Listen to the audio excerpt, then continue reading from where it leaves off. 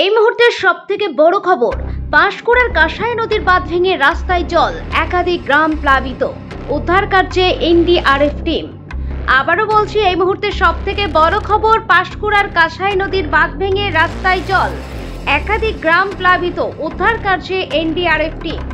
আতঙ্কিত এলাকার মানুষজন, এখনো পর্যন্ত পাওয়া খবর অনুযায়ী অনেক গ্রাম কিন্তু ডুবে গেছে জলের তলায়।